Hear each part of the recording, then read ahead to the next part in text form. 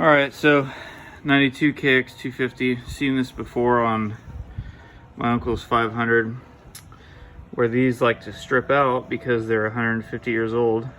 So you take a Dremel,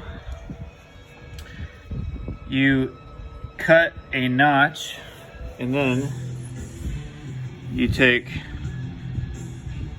an impact driver. Again, I've heated the hell out of this thing, so let's see if it pops out.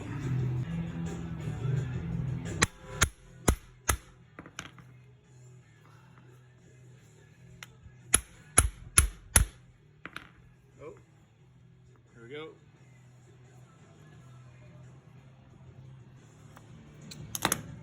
And that is that.